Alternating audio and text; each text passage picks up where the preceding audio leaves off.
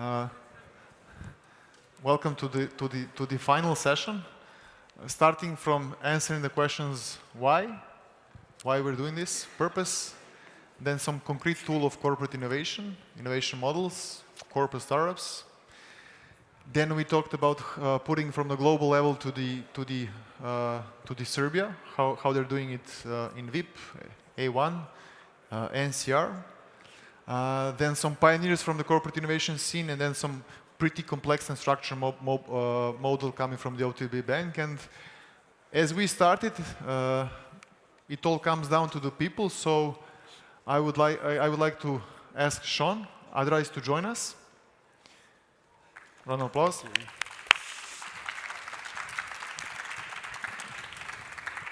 People, culture. It's all about the people, humans. We're not only humans. So how can we reach the potential and so on? I think that's the most complex topic, and kind of everybody is looking forward to it. Me too, included. And I know that you're beside your professional work, which was amazing, working with some huge names, and just to mention Intel, for example. But also as a semi-professional American football player, you know what is a teamwork. You cannot do anything by yourself in that sport. Yeah.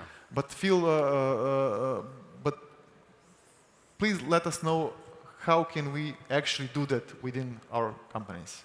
Shawn, it's yours. Thanks. Thank you.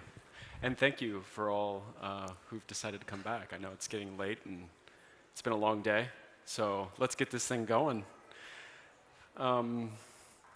For me, I've been looking at this intersection of innovation, culture, strategy, really for the better part of this last decade in relationship to new business models and what we need to do as a humanity to create things that actually drive value, not just for, like we see, a very small percentage of stakeholders, but the people who are actually creating that value, and also the planet, which we're extracting the value from, yeah? So we've got to get new business models in place that can reimagine how we work and live together on this planet pretty quickly here, as we heard earlier on from Philip.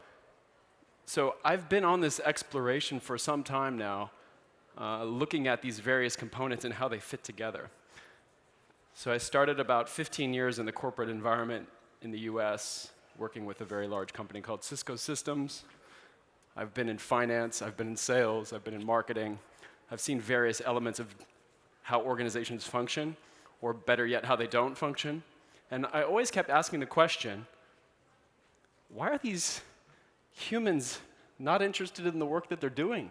What are they doing next to me, yeah? And I was always intrigued. Why are they not fully showing up? And this question continued to bother me through the course of my corporate career until I finally quit to travel Europe, to follow my love at the time, which is probably why I'm standing here in front of you now and not in some stage in Silicon Valley at the moment. I followed my 2 children here. But the thing is that kept driving me was this question: how do I become more engaged?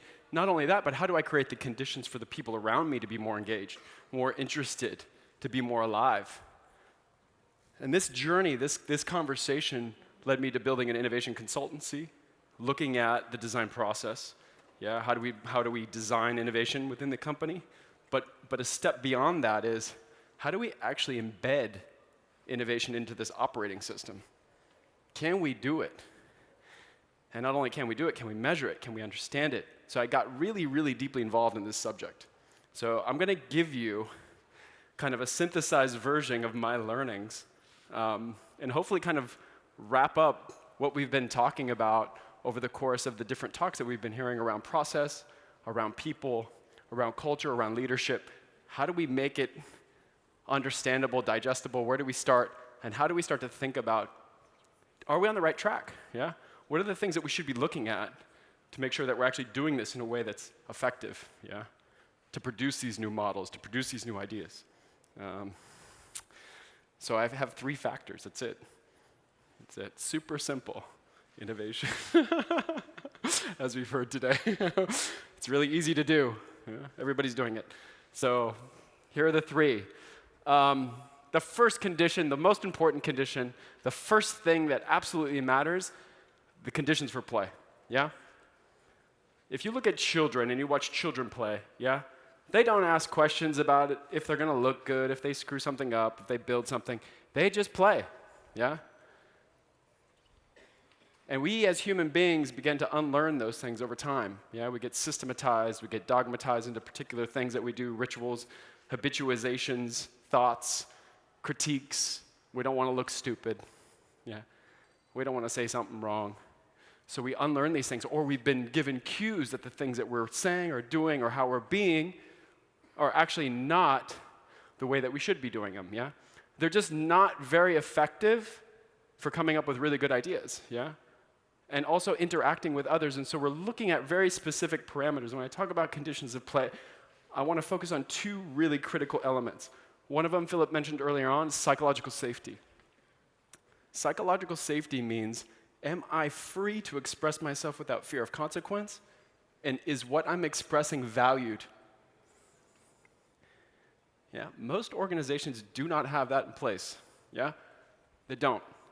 And so that's a really, really critical thing, and so much so, Google spent about 3 years looking at this. They're looking at the quality of teams and teaming.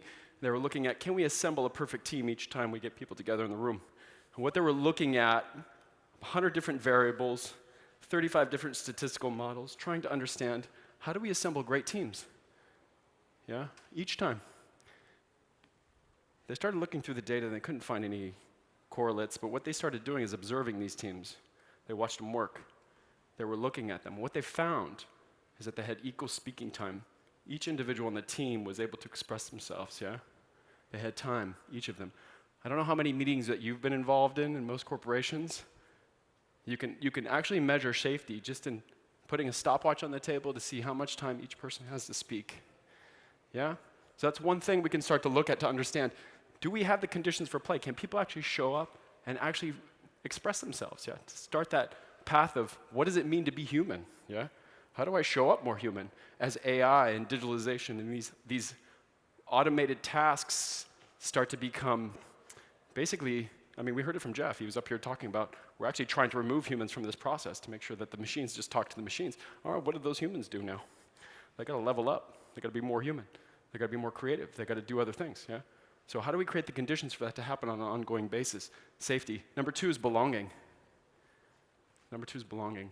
So as human beings, we spend the majority of our time trying to figure out where we fit in.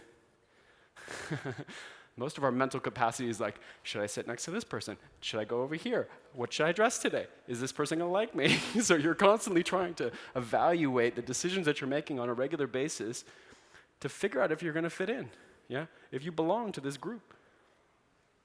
That's a lot. It's a lot of mental processes, yeah? And it's basically a survival mechanism because back in the day, if you were by yourself, you were screwed. You weren't gonna make it, yeah? So we're very tribal in that way. So we're constantly looking for places to fit in. And how do we fit in, yeah? Where do we fit in? So that's a really, really important one. So if there's anything else that you don't take away from the day today around culture and innovation, it's this, right here, number 1. Create the conditions for people to play. Full stop, okay? And then they'll start showing up in a different way. Number 2, this is good. Yeah, this goes back to that equal speaking time, yeah? Most of the time it's going back to this hippo effect, yeah? The highest paid person's opinion. Yeah, nobody else gets to chime in and have a conversation around whose idea should go to the next level, yeah? And at the end of the day, it becomes kind of an irrelevant thing, as we'll get into it. Number 2, the second factor for successful innovation is aligned intentions. And what do I mean by that? Do we see the same future, yeah? Are you and I collectively working in action towards a shared destination, yeah? Do we see a similar point in the future that we both want to achieve? The reason why we need that, because at the end of the day, I don't care whose opinion comes to the table. The question is that idea or is that in service of helping us get to where we want to go? Yeah, we need that tiebreaker. It's like the third space. It's the thing that allows us to get out of this political conversation. It allows us to actually create momentum and value, yeah? So if I don't have aligned intentions, yeah, we heard a little bit of that from Manu in relationship to, some of the corporates and some of the startups were a little bit off in some ways, yeah. They didn't have aligned intentions, yeah. Some political conversation got in the way. Something else happened there, right? There wasn't a shared future. It was maybe an individualized future. Somebody's political career was on the line, so they rallied that particular idea. Doesn't work. Doesn't work. Okay, you need collective shared intention about where you're going and why you're going there, and actually doing it. Yeah, action to make it actually happen. Yeah, because only then will really talented people start to align with you. Yeah, I am not going to get connected with anybody who says that they want that future, but their actions are indicating something else. Yeah, forget it. Forget it. You won't do it. Yeah, subconsciously you'll pick up on it. Like, why is that person always doing the opposite thing that what they're saying? Yeah, it doesn't work, especially when you're in situations where there's a lot of ambiguity. Yeah, where there's a lot of unknowns. You need some thing to connect into, and that future can shift. Yeah, as we get new information, as we get new ideas, as we get new inputs, we can meander, but we've got to meander together. Yeah. I just love this. I don't know why it's so good. PowerPoint. It just doesn't, it slows things down, right? It mucks things up. It just creates a lot of gunk in the system. You got to get people doing, and you got to get people sharing, and you got to get people learning, yeah? And this learning thing, this collective learning thing, is a really, really important deal, yeah? But not as important as the first two. This is the third most important thing. We heard a lot about processes. We heard a lot about agile. We heard a lot about design thinking. I studied design thinking. I have an MBA in it. I consulted in it. I know the process pretty well. It doesn't matter. I really don't care what process you use. As long as you're doing it together, yeah? As long as the learning happens collectively. So it can be agile, it can be the engineering design process, it can be the ODA loop, yeah? Observe, decide, act. But the thing is that it happens collectively. And what we're constantly evaluating is individual speed or individual performance or individual movement. And it's completely irrelevant in the context of innovation. Because of the question of diversity, yeah? When we have a lot of unknowns at the table, I don't have all the answers. Yeah, I'm not going to pretend that I do. Yeah? And I love this idea of servant leadership that you're talking about, yeah? And the question of how do we start to allow others to contribute to the vision of what it is that we're seeing currently right now, and how do we move together, yeah? Not individually. Because what happens is, and I'll tell you, it's simply physics, it's energetics, yeah? It's energy. If I have 5 people on my team, and I have 5 people running in 5 different directions, the amount of energy just to assemble those people back, to get together, to figure out what future they're creating, yeah? And then to take the next step, it's a lot of energy. It costs a lot of energy, yeah? Physiological, emotional, psychological energy to regather all those people. It's better to say, hey guys, where are we right now? Where should we go to next? Okay, right there. Does everybody agree that we should go there next? Okay, let's go there. Okay, let's take a step. Now we're all here. Now let's stop. Where are we? What are we doing here? What's going on? Going back to this idea of sensing, yeah? This idea of emergence, yeah? Because it's going to shift. It's going to change. Because the next step might not be there where you planned. It might have to go over there, yeah? And I'm going to need the intelligence of the team to help me figure out that the step's there and not there. Yeah, but if again, 5 people running in 5 different directions, doesn't help, okay? Safety, belonging, collective vision, and collective learning, aligned intentions and collective learning. Super, super critical. Those 3 things, those 3 elements are kind of the meta themes that encapture all of the things that I've seen in those various contexts, and I've gone so far now to figure out, okay, can I start to really measure and understand these things at a much deeper level? Again, this goes back to that hippo thing. I just really love it. Because Michael Scott, I don't know if you guys watch The Office, but it's so good because there's so many elements in The Office that resemble real life that it's actually hilarious, right? You're like, what is he doing? But then you're like, wait, I've actually seen that before. It's so absurd, you know? So you got one person who thinks they got a really good idea, and at the end of the day, it's totally irrelevant. I really think it's irrelevant, yeah? Because the idea is going to shift. It's going to emerge. It's going to change. It's going to update. It's going to rewrite itself, yeah? As you go through the learning process, as you acquire customer feedback, as you acquire and go through the process in a proper way to get the information that you need to make the next move, yeah? The idea shifts. It will always shift. The thing that you start with is not the thing that you're going to go to market with, I promise. If you do, you're a goddamn genius. You should go to Las Vegas and start betting your money, yeah? So we overfixate on the ideas, we overfixate on technology, we overfixate on services and products and outcomes because they're completely irrelevant. The things that you see out there right now, I guarantee if I come back in 5 years, they'll be completely different, yeah?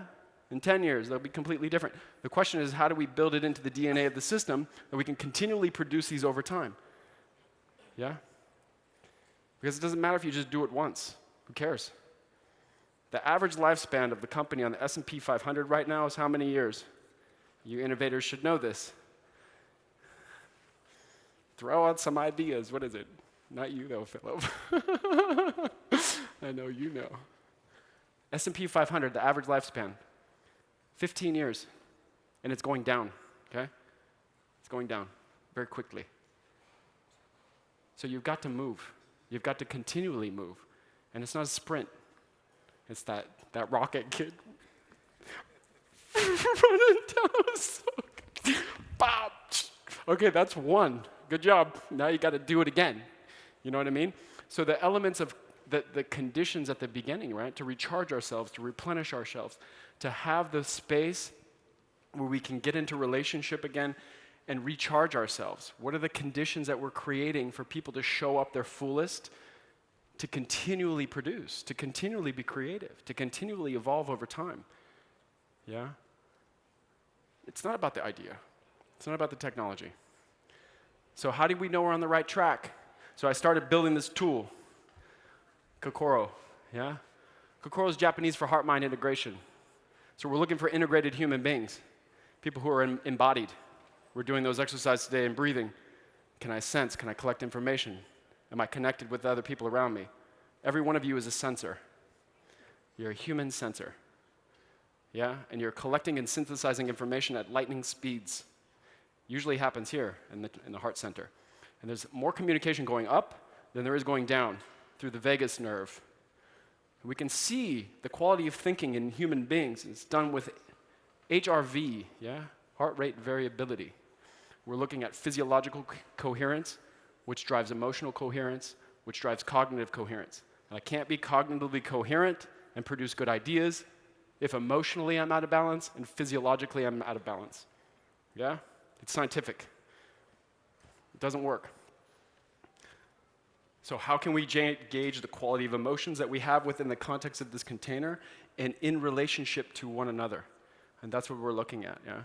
Can I be who I want to be here? Safety. And if not, why? Are we asking those questions at work? Are we having those conversations? Because it's the leading indicator for the success of your innovation project or your, I don't care what project, your organizing of human project. It's quality of interaction. Even at this conference, the #1 metric for success in this conference today is the quality of interaction. Content's great. Good. We come up here, we talk, we say shit. You guys can find on the internet and YouTube and shit. It's all out there, yeah? It's the quality of interaction that I have with others. Okay? That's the leading metric that organizations should be looking at, and they're not, okay? So how do I capture this data? How do I make it work? What are some of the things I should be looking at? Well, these are some of the things that we're looking at, yeah? How does information flow? Are we collectively learning together? Do we know where we're going together? Is it clear where we're going? What's the quality of how we interact? Why we interact? What's the quality of decision-making that we have? Do we like the decisions that we make? Yeah? That's it. Culture is just that, yeah? had a nice definition of it, and mine's quite similar. It's just, what's the frame in which we make decisions? Yeah, every day I wear, what am I going to wear today? That's a decision I have to make. What influences that decision? The frame in which I'm living in, yeah? The frame in which same thing I showed up at work. Okay, who's going to make this decision about which idea is going to get funded? There's rules. There's rules in place. Yeah, there's a frame built already. What's the quality of that frame? Do you like the decisions that you're making? Yeah, we can start to look at those things. Yeah, we can start to imagine, because each and every one of you is a sensor. You can evaluate that. You can understand that. You can sense that. You can be like, hey, we make really shitty decisions, and we make a lot of them. If I asked you guys, yeah, at your organizations, you could probably give me a pretty good, accurate representation of what's happening within the context of that, yeah? But we don't get asked those questions because they don't want to know. People don't want to know that. But it is the thing that is, A, helping you attract talent, B, helping you retain talent, and C, helping you be innovative. So you should start looking at it. Yeah, it's really, really important. So that's kind of what this journey that I've been on over the last, this feels like a long time, about 20 years, thinking about these things and how to make them better. And I'm really obsessed with teams. Individuals are amazing, but they don't do anything by themselves. Yeah. So I'm really, really obsessed with how teams perform at a really high level. And yeah, I mean, that's pretty much it. I mean, I could have gone on to a lot of elaborate stories, but I know that the day is getting late, and I really, really appreciate you guys coming back to listen to me talk. And so, Costa, we'll have some Q&A too. Please share some questions as well too.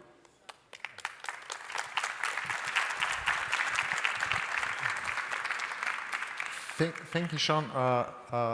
The question popped up is actually, what do you think about the book First Break All the Rules, which was kind of inspired by the huge research made by Gallup. I think it was end of the 90s.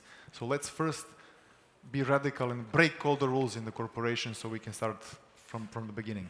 I don't know that particular book, but I do know from Gallup, there's a guy by the name of Marcus Buckingham. And Marcus Buckingham and Ashley Goodall wrote a book called The 9 Lies of Work. The 9 Lies of Work is probably one of the best books associated with leadership, yeah, and what we need to start doing and how we need to start thinking. It's called The Free Thinker's Guide to Leadership, yeah, the 9 Lies of Work. And they talk a lot about the myths and the things that we continue to propagate in organizations that are just absolutely broken.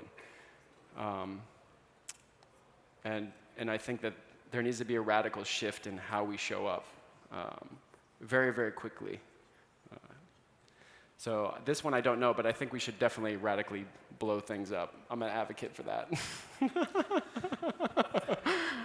an advocate. And secondly was comparing Silicon Valley and some things you had sense here in the region. Yes. And regarding teams, how can you make a short comparison? Yeah, I've been the culture. I've been to this region quite a bit, actually, over probably 10 times, from Macedonia to Bosnia to multiple times here in Belgrade. Everybody asks this question, what are you doing in Austria even, yeah, and why are you not in Silicon Valley? Well, that's an easy question to answer. This is the first my kids are here, but the difference really is, I think there's an openness. There's an openness and a sharing, yeah, that I think that you don't see. There's a lot of exchange of information and ideas, it's not really about the idea, it's really about how's the quality of connection. You have a lot of different confluences happening there within risk capital, within food, within finance, within social innovation, and they're all intermingling together because you have a lot of overlaps. You have a lot of quality of interactions between those various ecosystems. And when you get that, ideas start happening. People start connecting. Things start moving, yeah? And obviously the confluence of risk capital. I mean, you need money to start ideas, yeah? And there's just a lot of it there. They've been doing it since the 1960s, so they've gotten really good at it. But mindset-wise, it's really openness, sharing. It's not failing, guys. It's learning, yeah? It's learning. The willingness to want to be open to learn. When Jeff was talking about this application of ideas, yeah, sometimes you're going to screw up, yeah? You're going to make a mistake. But the question is, okay, what's the evolution process associated with doing that? Don't make a mistake to make a mistake. Make a mistake to learn, or actually intentionally try to fail, or try to experiment. We'll call it experimentation, in order to learn. Nobody sets out to fail, yeah? But set out to experiment in order to learn. The different context, yeah? And it's a really, really important one, because it's not individually, it's collectively, yeah? How are we doing it together? So over time, you've got to do that at the collective level. Thanks, Shawn. Yeah, thank you.